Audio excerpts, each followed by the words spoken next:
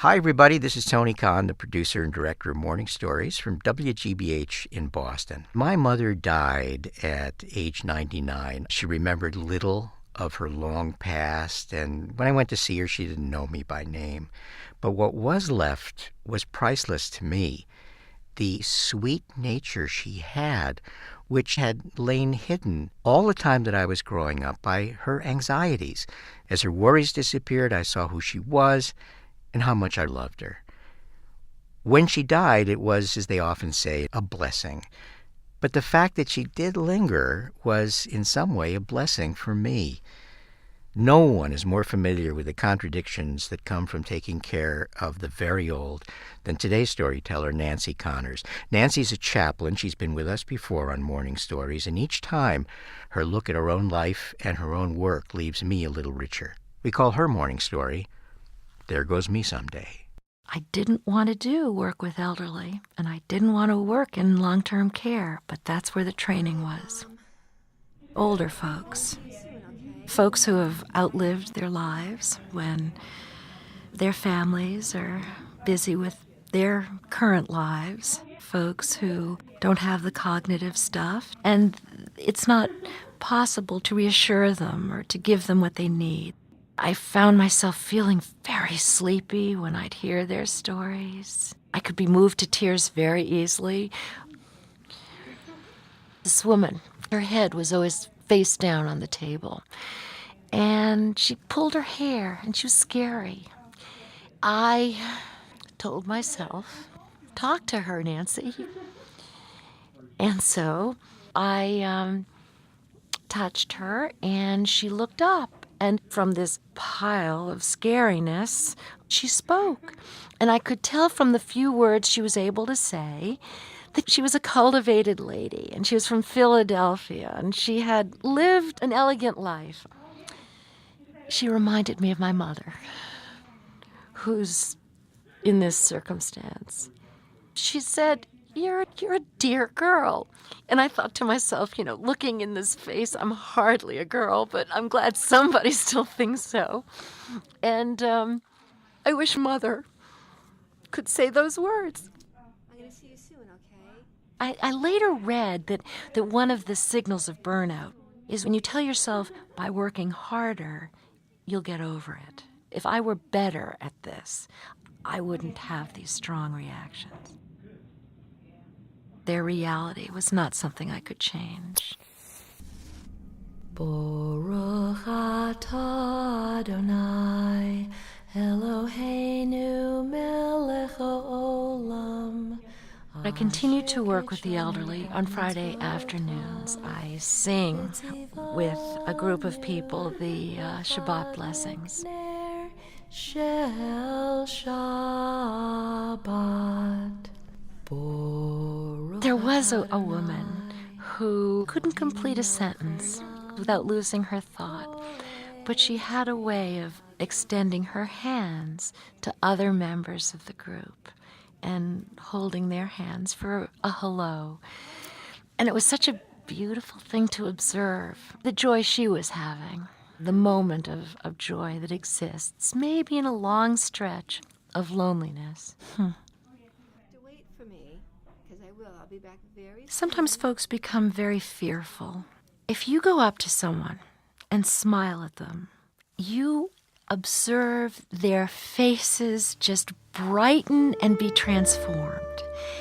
And I often search their faces for what did you look like when you were younger? But it doesn't matter. It's just who they are at that split second, for that moment. Everybody is the universal mother, the universal sister, the universal aunt. It's lovely. There was a king who had a crazy son, and the son liked to sit naked under the table and pretend he was a dog. Great doctors, healers were summoned, but no one could help the son.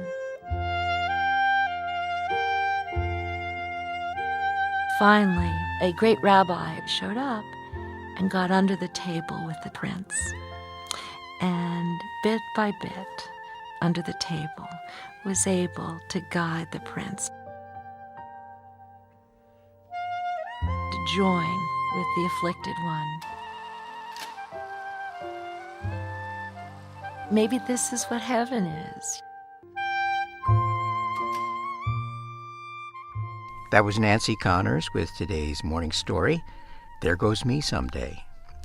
I'm here in the listening room at WGBH with Gary Mott. You know, a couple weeks ago, I was in San Antonio, where I grew up, and my mother does this very thing. She goes to an Alzheimer's home, a facility, and she sings and prays with the residents there. I went with her, and I shook hands with a lady that I remember from my youth. She was in a wheelchair, and I said, "Ethel, so nice to see you." And she just looked at me and laughs. And her daughter said, "She doesn't talk, she just laughs." It was all that she knew how to do. Who knows what resonates in the mind of someone in such a state? Who knows at what point the human part of us is no longer there? The story that Nancy told about the rabbi who joins the prince under the table, Nancy told me that something in real life happened very much like that for her. She was going to see somebody in a nursing home who was so bent over that he no longer could look up. All he could see was the floor. And people who walked by him assumed the worst. And Nancy got this wonderful idea. When she went to see him, why not sit on the floor and look up at him? And so for the first time in who knows how long, this man had eye contact with another human being. There was Nancy looking up into his eyes, and she said the most wonderful smile came across this guy's face.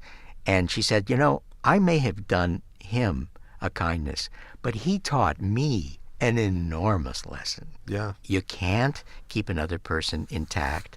You can't keep another person happy, but you certainly can treasure the relationship that the two of you make when you are together. And I think this is what sustains Nancy, because Nancy's got to deal with this every day. Her mother had it. Will she have it? On some level, I do the same, because my grandfather died of Alzheimer's. You see, my folks, I hate to say this, but preparing for death, they want to do whatever they can do to not put that stress on their children. It's always a balancing act, and I know it's a balancing act that Nancy struggles with too.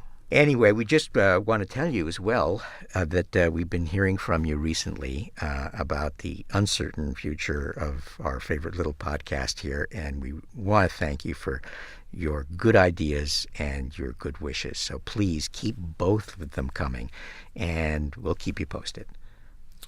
And please go to our website, see what's new, see what's old. Maybe timeless, who knows? Hey, it's all timeless. WGBH.org/morningstories, and we love the email. Keep it coming, morningstories@WGBH.org. And we'll see you soon. Take care.